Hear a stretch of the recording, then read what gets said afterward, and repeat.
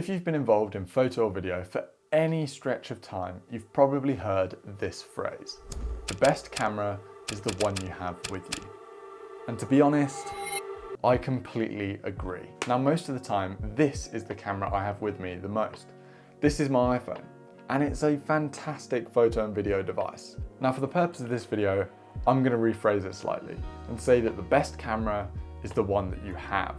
Because the question I get asked the most on social media is, what camera should I buy? And it's honestly an impossible question to answer. So most of the time, I say the best camera is the one that you have. And most people will have a phone of some description in their pocket every single day. Now, these devices are the most important in my opinion, because they capture the rawest of moments. They capture those memories that were never going to be expected and the ones that you could never have planned for. But these devices are also great standalone cameras in themselves. The latest iPhone has Apple Log and ProRes encoding in it. They're pro features that some beginner cameras just don't have. That's why I say that smartphone videography can be really powerful. Today, I want to share a product that makes using these products even better and helps you get the most out of filming or taking photos on your phone.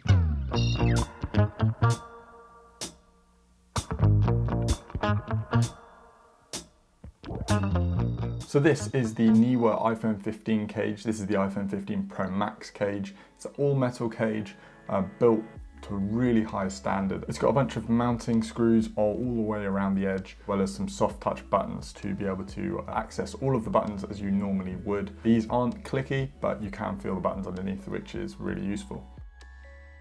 You also get a couple of cold shoe mounts, and the inside is really well protected as well. It's got soft touch materials on the inside. This is a really important part because it ensures that your device isn't going to get damaged. Now, to put the phone in, you just open up the top of the cage with the little latch and slide the phone in. It's a really easy way to get the phone in, but holds it in securely, cleaning the lenses because yeah, they were filthy.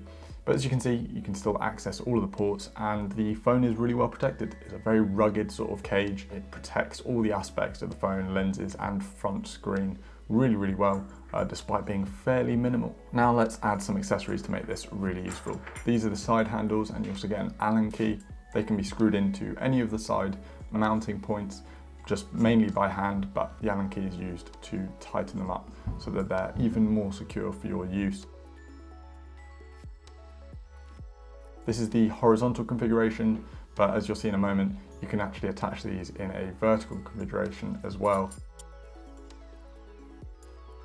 which is really useful for all of that short form content that we're making these days that ends up being on a vertical format. The handles attach really nicely on the side. They're really well built as well. The build quality of the device is really high.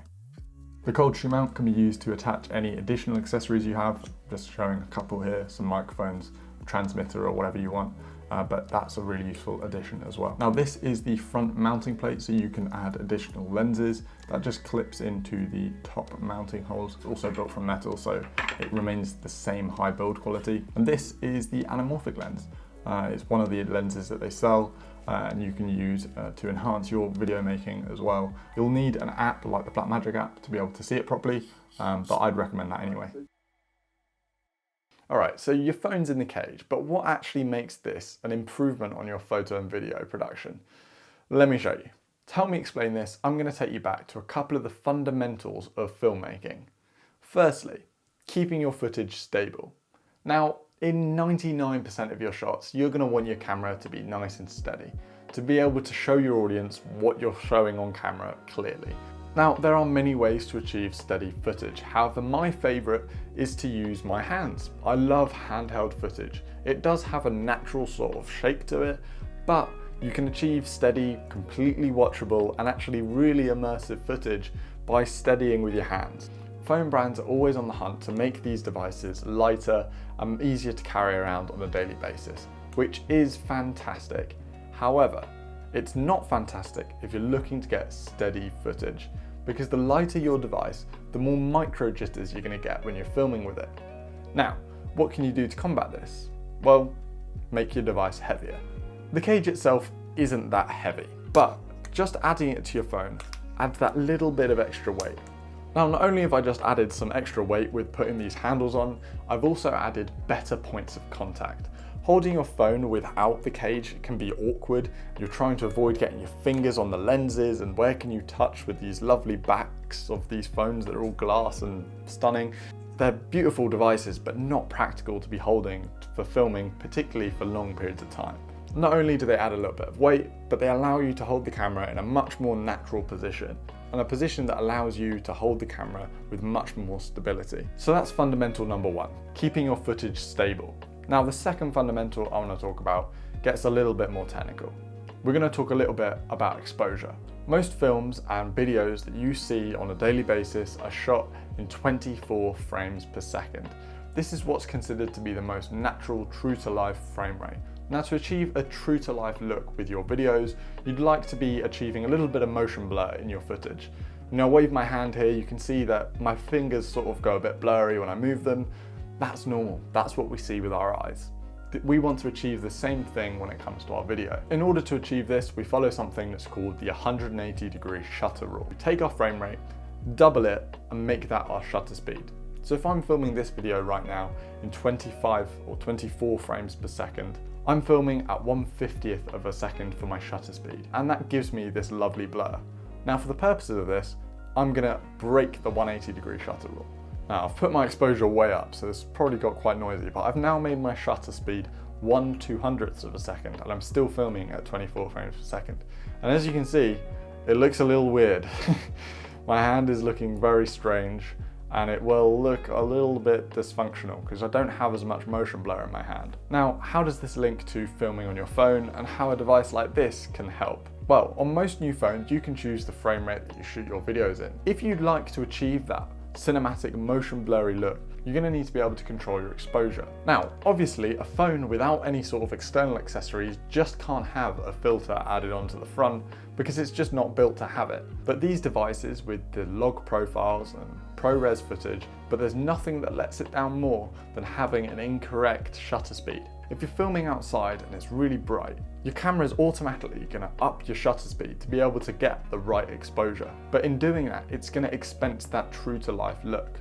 But this cage allows you to do something about that. And with the cage, you've got mounting points to add a circular adapter so you can add some filters. Now, once you've done this, you can use any camera filter that has a standard thread size. So this is a 67mm thread, and I can add an ND onto the camera to allow me to get a proper exposure. This regular ND filter that could come from any camera, I've got some step-up rings behind it because this is a 82mm thread usually, and the thread size on the phone is going to be the 67mm thread. So I've got some adapters, and I've put on the adapting ring.